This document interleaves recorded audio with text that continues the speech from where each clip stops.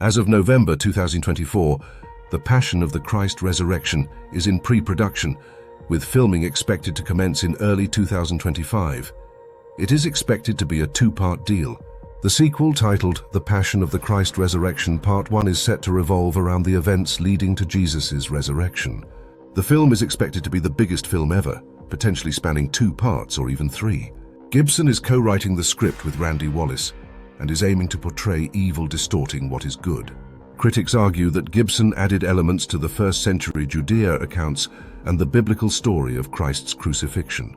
However, some scholars defend the movie, stating that its main focus isn't on historical precision. Biblical scholar Mark Goodacre pointed out that Gibson never explicitly claimed the film to be historically accurate. Gibson himself stated that his primary duty was to stay true to the story without contradicting the scriptures.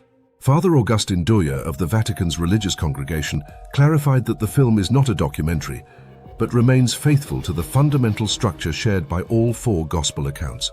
He asserted that the film is entirely faithful to the New Testament, even though it isn't presented as a documentary.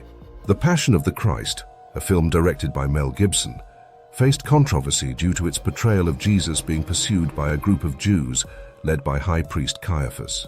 This storyline had historically fueled anti-Semitism in Christian societies, and the Anti-Defamation League and the Secretariat for Ecumenical and Interreligious Affairs of the United States, States Conference of Catholic Bishops, and the Department of Interreligious Affairs at the Anti-Defamation League reviewed the script before its release.